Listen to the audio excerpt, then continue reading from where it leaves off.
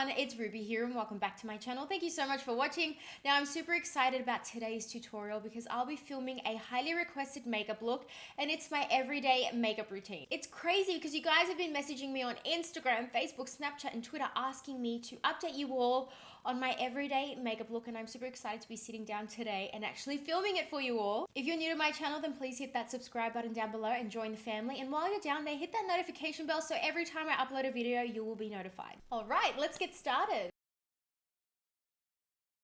So let's start off with skin. Now I've got quite dry, acne-prone skin. It's very tricky to deal with, so I've got a few spots, but on the surface of the skin it's quite dry and crusty, and I just hate the way that foundation wears over dry patches of skin. So what I like to do is I like to take my Nivea soft cream and I just take a small amount on a Q-tip and I just slightly exfoliate the dry skin off the surface so I'm left with a smooth texture. And usually this cream is super fast absorbing, so you don't have to worry about your makeup kind of slipping and sliding all over the place. I'm also prepping the lips because the weather is super cold, so you need to apply your lip balm in order to prep your lips for lip product. Now as a drier skin type, I like to use primers that help keep my foundation feeling comfortable. And one of my favorite primers right now is the Too Faced Hangover Primer. If you have dry skin and you haven't given this a go yet, I highly recommend. Moving on to foundations. Now there are a few that I like to rotate between and they usually come in a stick form. So I've got Iconic London, Bobbi Brown and Hourglass. They are like my three go-to foundations. And then we've got the Bobbi Brown Skin Foundation, which comes in a pump. Highly recommend this if you do want a sheer luminous coverage that is buildable, but I will need something with a fuller coverage. So this is the Hourglass Vanish Foundation Stick. Now I absolutely adore this for drier skin types, and it's one of those foundations that works for all skin types, whether you're oily or super dry like me. Now, as you can see, I've applied my foundation everywhere except for my nose. And the reason for this is because I wear glasses, and if I've got too much makeup on my nose area, then it's just gonna slip and slide underneath my frames. Now the brush that I'm using to apply this foundation, or should I say blend this foundation, is the Hourglass buffing brush that was released with the Vanish Foundation. I absolutely adore this brush. I know there was quite a few mixed reviews on this particular brush, but I think it's brilliant. I mean, there are so many bristles, it is so compact and dense, but at the same time, it's still very flexible and it's able to move product without like dragging across your face, which I think is amazing. I just want to say that I use this brush for many foundations, not just the Vanish Foundation by Hourglass. Now the next step in my routine is to apply a light eye pencil just through the waterline, and this will help perk up my eyes. To concealer, and I feel like a broken record right now, but I cannot stop raving about the Bobbi Brown Instant Full Cover Concealer. I think this is the best concealer on the market right now, and the shade that I like to use underneath my eyes is Sand. And because this is a very full coverage, moisturizing, hydrating concealer, I'm going to use a darker shade, and the shade that I'm using is Warm Beige over my blemishes. Now, can we just talk about this brush by Sigma? I have never seen a brush like this.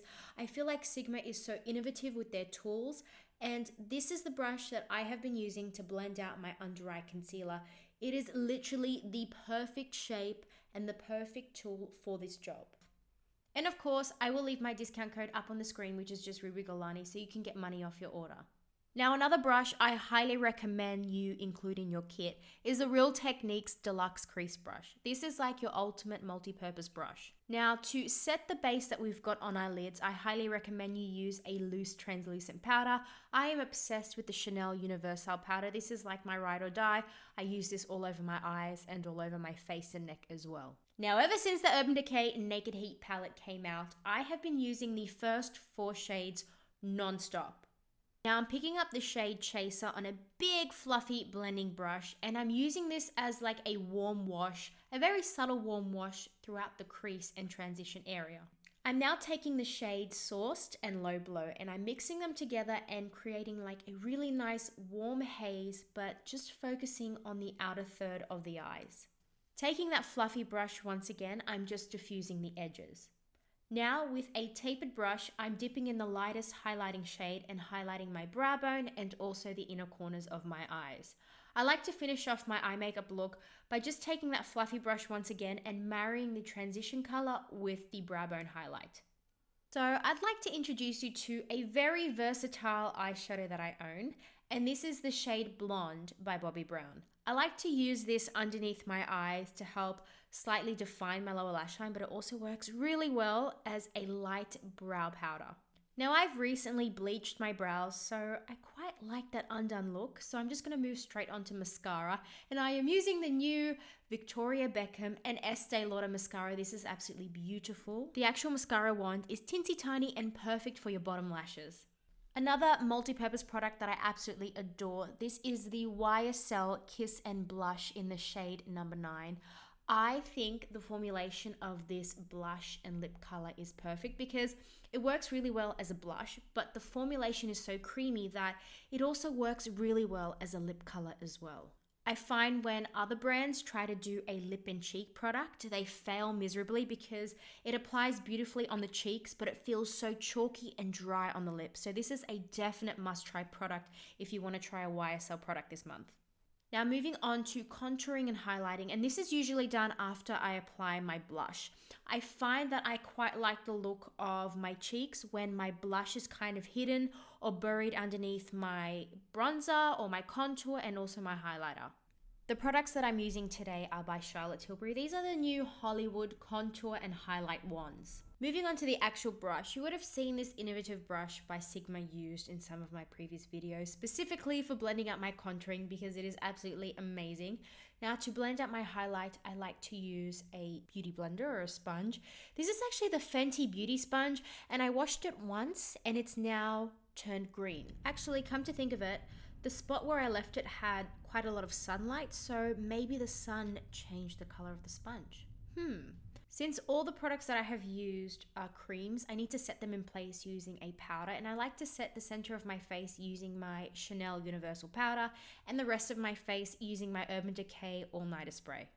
Moving on to lips. Now, my lip color is typically like your lips but better color, so I like to use the Charlotte Tilbury Iconic Nude Pencil, but I also gravitate towards the Lolita Lip Pencil by Kat Von D. And these are the two lip glosses that I like to rotate between. And that's it, guys. I really hope you enjoyed today's tutorial. Be sure to hit that subscribe button down below to stay up to date with my future videos. I am also on Facebook, Instagram, Snapchat, and Twitter, and I will leave all my handles on the screen and also down below in the description box for you to follow. Be safe, and I'll chat to you all soon. Mwah! Sloppy kisses.